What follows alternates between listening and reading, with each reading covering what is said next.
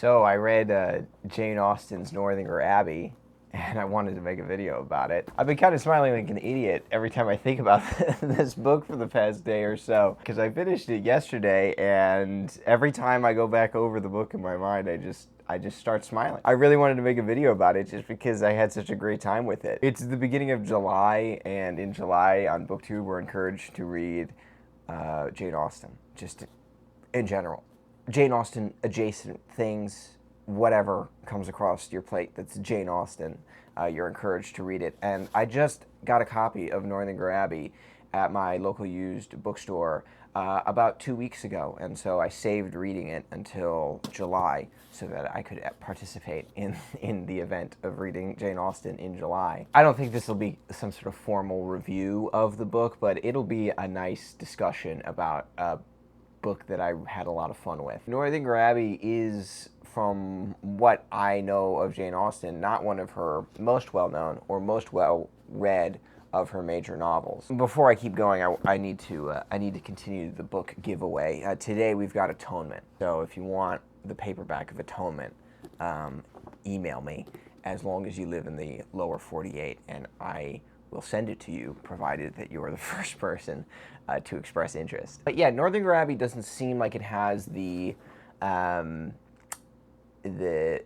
readership, I guess, that like Emma does, or Pride and Prejudice, or Sense and Sensibility. There's a whole component to this book that I want to talk first about, or address first, because I think there are some misunderstandings about what that component is. It has to do with the Gothic elements of the story. Our main character in the novel, Catherine, is enamored with novels just in general, but particularly Gothic fiction. Gothic fiction of the variety that was obviously popular at the time, or at least widely consumed at the time. Catherine's favorite author or at least the author that she's reading throughout the book, is Anne Radcliffe, who wrote a book called The Mysteries of Udolpho. And The Mysteries of Udolpho is the book that the main character, Catherine, is reading throughout this book. There's some really interesting and almost kind of meta discussions in the books, in the book, about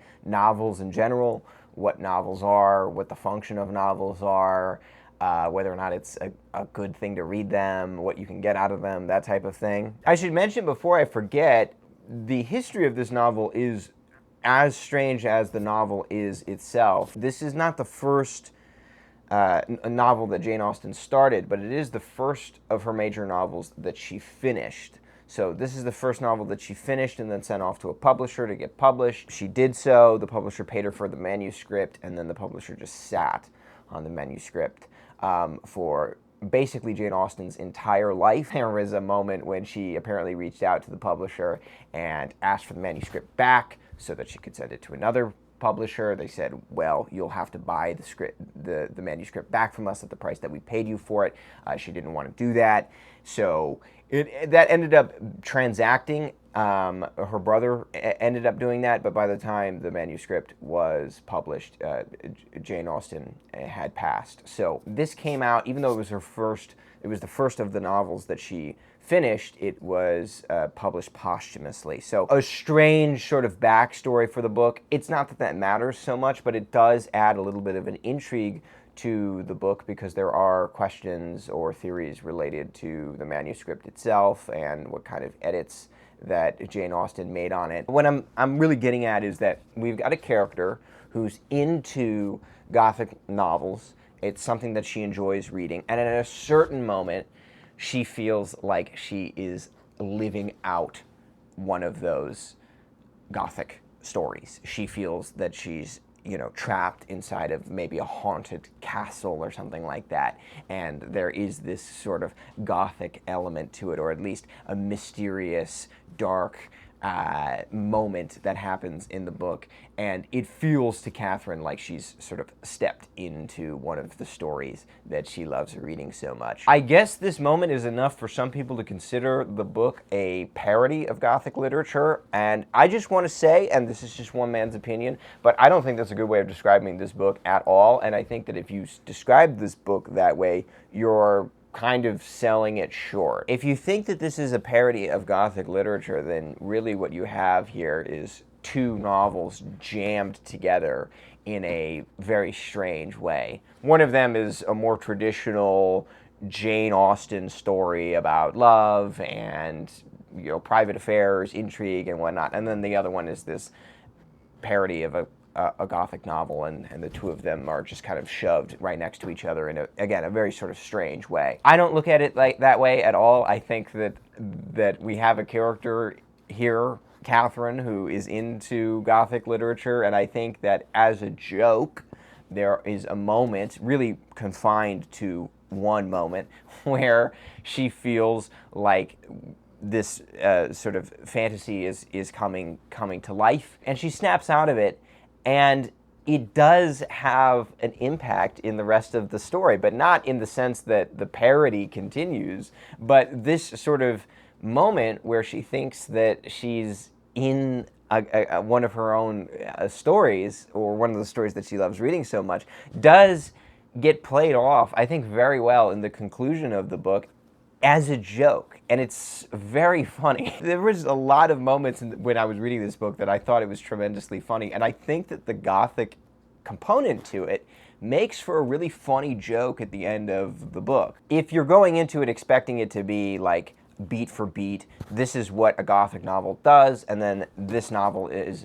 going to, you know, parody that in some way, you're not going to find that. That only shows up for a very brief moment in the second half of the book, and it does not make up the majority or even a significant portion of the book really at all. It's funny because the other day Steve Donahue made a really great video where he was talking about Jane Austen, and he was quoting excerpts from a very chin-stroking essay from Lionel Trilling, who was wondering, why do so many of my students love Jane Austen? I mean, what is it about Jane Austen that these young people could possibly love so much? And he ends up writing this essay, and as Steve points out, and as, you know, you can see in just the snippets that he reads from it, Lionel Trilling is totally unable to answer that question. And in a way, I totally sympathize, because it's kind of hard to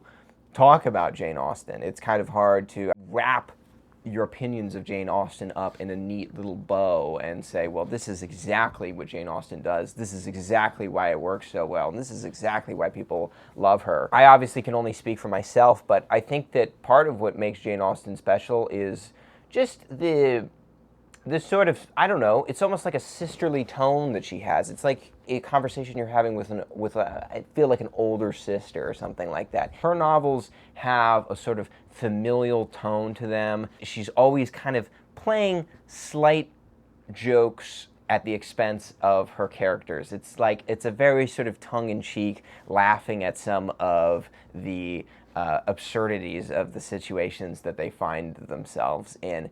And I don't know, I think that tone makes you feel as if you're having a conversation with Jane Austen in a very personal way. You two are having a conversation about these characters, and it's interesting, and you're listening attentively, but there are times when together you're laughing at these characters and some of the sort of weird exploits that they find themselves doing, or, you know, kind of embarrassing situations that they find themselves in. You know, Truman Capote said that literature is just gossip or something like that, and, you know, I don't think he had ever read Giles Goat Boy or something like that, because but independent of, you know, sort of books like that, or Gravity's Rainbow or whatever, books like this are gossip, but in the best way possible. They're gossip being told to you by somebody who's just wickedly smart, like insanely smart, and knows what's going on an almost primal level. She understands everything about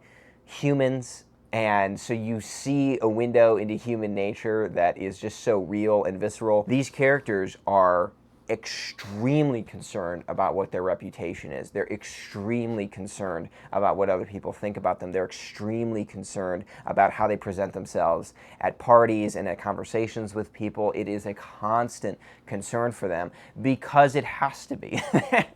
They're very precariously balanced in a certain sense in other people's esteem, and it matters a lot what their reputation is, and it matters what other people think about them on a very real level. Are they going to be invited to the things that they wanted to be invited to? Are they going to be able to marry the people that they want to marry? Are they going to be able to live in the houses that they want to live in? All of these things are resemble, in my head, a little bit of a kind of House of Cards. I mean, it could topple over at any moment, and so you see these characters acting as if, at least, their reputation and their lives resemble a house of cards as they frantically run around in certain instances to repair relationships or fix misunderstandings or make sure that they're, in good standing with so-and-so. Because if they're not, and if they don't do any of those things, then their entire lives might get messed up. It's kind of a little bit of a darker undertone, I think, to her novels that I think is real and there, because it's not necessarily the most comfortable thing in the world to be so precariously balanced and to have other people's opinions of you be so elemental to whether or not you can succeed in society or not.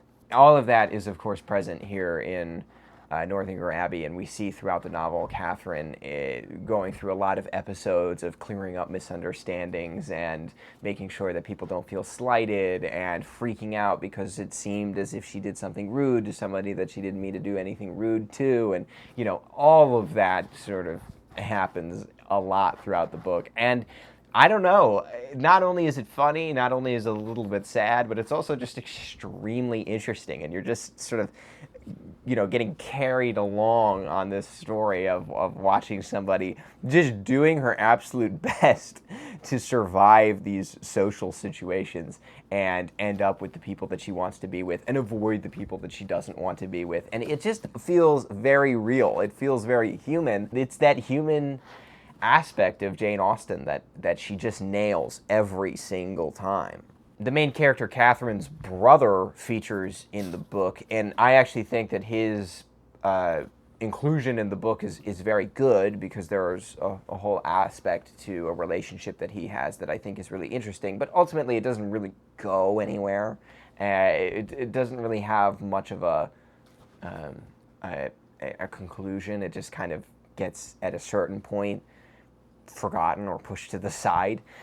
So there are aspects of that feel not unfinished, but a little bit, I don't know, like a little bit underwritten. I think with Northanger Abbey, you're seeing a lot of what Jane Austen is capable of, and it's fantastic. And she's just going to keep on, honing in and getting better and better and better at doing what she does so well in this book already, which I think is just wonderful to read. Most people report that getting into a Jane Austen novel can be, at times, difficult.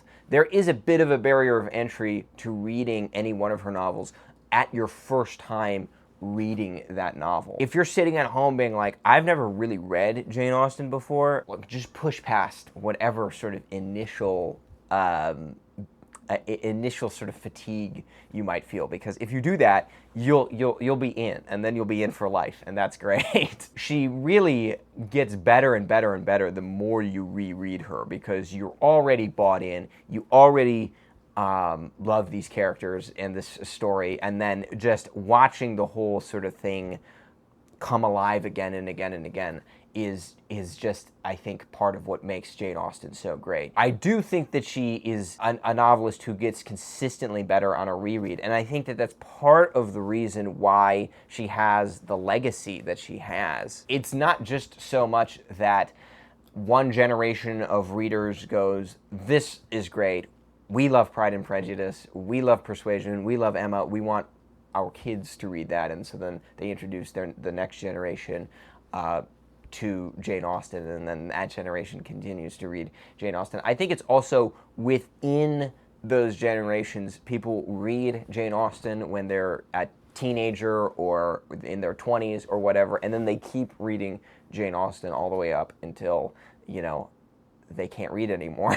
Now that I'm at this point in the video, I guess the question would be whether or not I would recommend this to a first-time Austen reader. I guess I wouldn't not recommend it to a first-time Austen reader, but I think you can really pick up any one of her books, whichever one really stands out to you. This one stood out to me because of its Gothic aspects to it. It's not my first Jane Austen, but I really wanted to read it first because, like I mentioned, it is the first novel of hers that she's finished, so I wanted to read an earlier book of hers. I wanted to see if there was any differences between that and some of her later stuff.